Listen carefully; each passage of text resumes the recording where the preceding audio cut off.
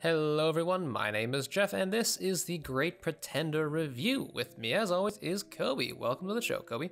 Happy to be here. Super excited. It's been a while, but we're back. It's been a while, but we're back, and we're back with just a random anime. This one from Netflix. We might be doing a review series where we do animes that were Netflix originals.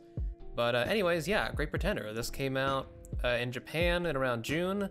And then it came out worldwide about a month ago, August 20th of this year. And so we're going to be doing a review of this show, and it is going to be a spoiler review, so if you don't want to be spoiled, turn back now. Get out of here. Get the fuck out of here. So with that out of the way, Coby, what did you think of this show? I think I liked it. I liked its structure because I think con series is about a con man, obviously, and about a con group. Con series are just inherently interesting to me, and I think they're really hard to do right. But what I think the show did well is making these individual stories like in little blocks, so like it's not just one long con over the full season, which I felt like could have gotten really boring really fast. And we've talked more about as we dive into everything about it. But overall, I think I liked it. It's interesting that we didn't see the whole thing because obviously on Netflix they only released like the first half of the show, and then there's more cases and stuff to like complete the season. But from what we saw, I liked. What do you think? Well, yeah, I think my sentiment is mostly the same. I think maybe I like it a little less than you because, you know, I'm the contrarian here. But overall, I liked it. It's an anime that, it's kind of anime that, I don't know, maybe is not made very often, or maybe I'm just an anime pleb and I don't see these things often, but, I mean, first of all, it's an anime that's set pretty much all over the world, you know? I mean, when I think anime, I think of shows and movies set in Japan, or in isekai, in like, not like fantasy medieval, but not really Japan, or just like completely different worlds, you know? So yeah, it was interesting to see like LA in anime, and to see anime in and out, you know. But yeah, that was it was refreshing to see different settings come to life in this anime art form. And then in terms of the stories, like you said, like there's about 3 sub-stories, 3 arcs, I suppose you could call them. And I think the first arc is really good. And then the second arc is sort of whatever, and the third arc is fine. It's really interesting because I think the show really pivots. Like if you watch that first arc, you think, all right, this is about a con group, right? Like this is what it is. This is the show. But then if you watch like the second and the third one, and like maybe even the tease at the end of the third one about where it's going from here, this really isn't a con show as much as it is like a character driven thing about like trauma, about like the past. Because like the second and the third one, the Singapore sky and London snow, are like really character-driven, emotional things. It's a really big departure from, I think, the first story. And I honestly don't know if I like that or not. Like, it was hard for me to kind of wrap my head around that kind of shift in like, oh, this is the type of show that, you know, this is. And I gotta change my opinions. But maybe that's for the best. I don't know. So, I guess we can how about we just go into each arc then? And, I was going to just say the same thing.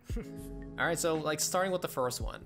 The first one, when I saw it, I was really drawn into it. I thought, I mean, everything from like the art style to the music. I mean, that opening is awesome. I always watch that one. I love that opening. It's such a good opening. So yeah, anyways, great stuff, great style. That's I guess the best way I can describe my experience watching the first series is that this anime is really stylish.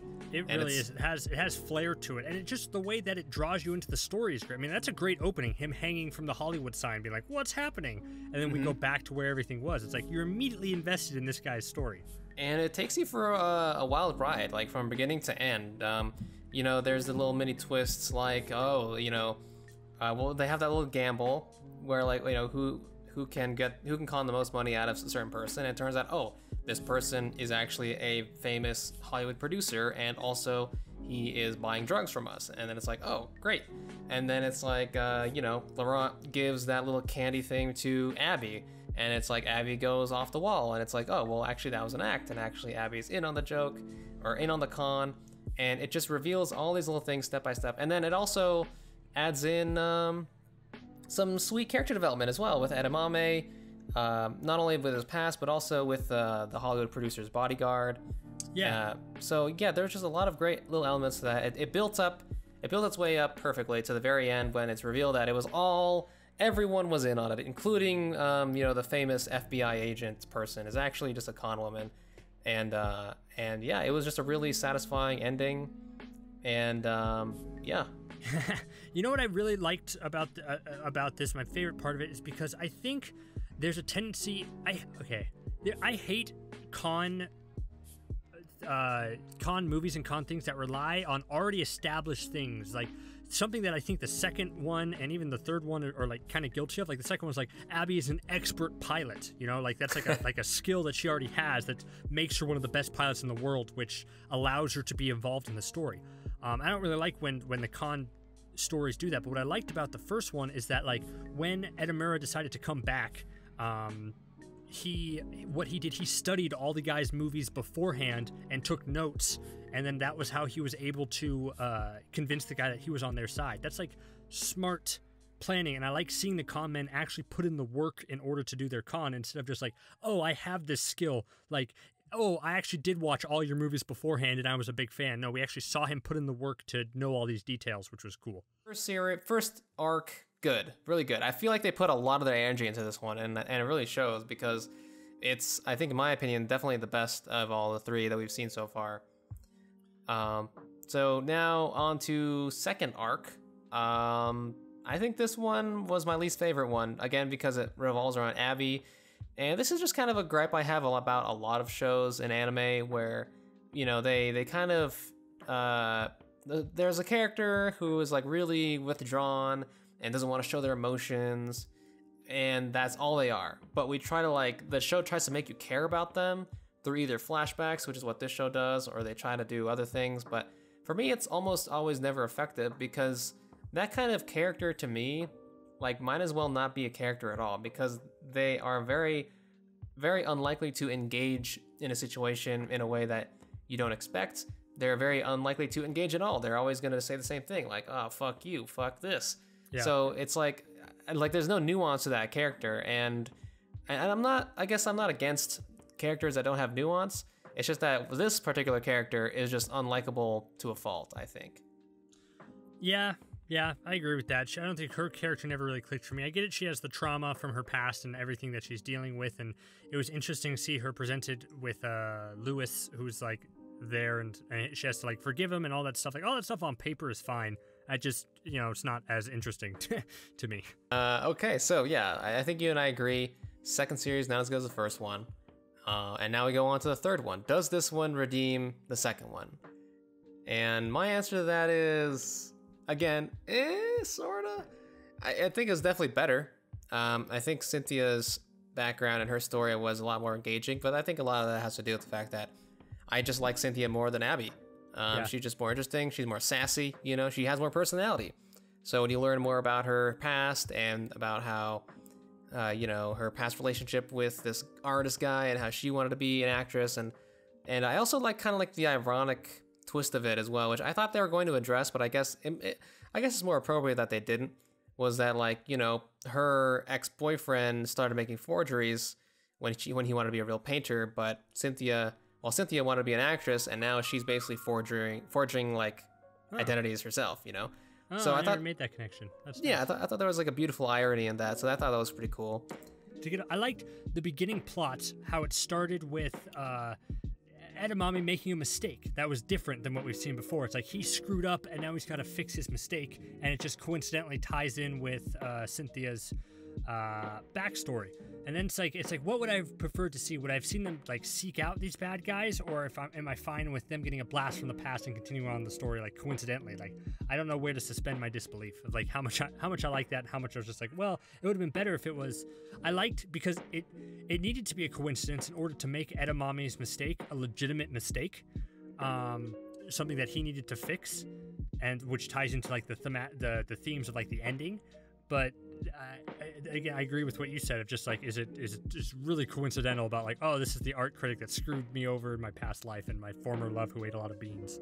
Yeah, and not only that, but this amazing art piece, which was lost to the world, is just hanging out at the boarding house that Edamame's staying at. Yeah. So I was like, well, what the fuck? But I mean, other than that, yeah, I mean, I think this one was done slightly better because I think it did better with what the second one was trying to do, which was create a more personal angle for the con. You know, the second one was like Abby. Well, actually, I don't even know if that's true because the second one was about Abby and then this pilot guy who doesn't even come in until like halfway through. Whereas this one is, you know, directly the guy that they're scamming is the guy that scammed or took advantage of Cynthia and her ex-boyfriend. So yeah, this one definitely had a better personal angle to it, which I like. And then in terms of the con itself, it was kind of meh. It wasn't as exciting. I think as the series goes on, the cons are just going to be kind of like this. Yeah. It's like, yeah, whatever. The cons are not the most important thing anymore, which kind of sucks. But at the same time, I guess they can't really do that anymore after the first series. But yeah, overall, I think this one is better than the second one. And we can switch over to like Thomas's arc overall. Like I thought it was kind of nice. Like once I figured out what was going on, it was kind of nice that his story, and you find out that he was in debt because he bought back all of his forgeries because he was so ashamed. It's like that's like a very sad thing. Yeah, it is. Yeah, but it's redeeming for him in that way, and it's also redeeming that he gets to paint something that's worth millions of dollars while also tricking the guy that fucked him over. It was all, yeah, it was a very poetic justice. And something that wasn't like spoke about the relationship was like how it ended. It's like, yeah, you can tell like the romance was still there, but I don't know, maybe I'm reading too much into it, but just like you could tell that they both still like really cared about each other, but their lives were so different that it just wouldn't work out now. Like they weren't the same, so they had to, you know, continue on their separate ways, but they still ended on great terms. I think another show would have been like, it was kind of like a, because Edamame said like, oh, he's still in love with you, and he's still like waiting for you because he's still in his apartment eating 75-cent cans of beans. And then at the end, like, I think a lesser show would have had them like get together or something, or share one last, you know, fit of passion. But it's like, I just think they recognized at the end that they weren't the same people, that they moved on from that section of their lives, and they were different. I thought that was a nice little flourish. Yeah, I think overall the show is good, not very good. I just think it's maybe even just fine. The show's fine. Yeah. I don't know. It's like maybe it's just okay. I don't know. We'll just have to see. I don't even know. It just has to see how the last. I assume there's probably like 2 more, like cases. I would imagine that would fit the season, maybe. Maybe, yeah. Maybe even just 1 more, because it could just be, you know, because if Laurent is the last one, then they could just have him be the last one, and that's it. But I'm not sure. All right, Coby, would you like to sign us off? Sure, you've been watching this on Nerd Blaze. Like, comment, subscribe, all that fun stuff. We'll be back at a future point with another Netflix original anime, because this was fun, and I enjoyed talking with you. Go check out some of our other videos. We do a lot of other reviews and some cool stuff, and I don't know how to sign off because I haven't signed off in a while. So thank you all very much, and we'll see you next time. See ya.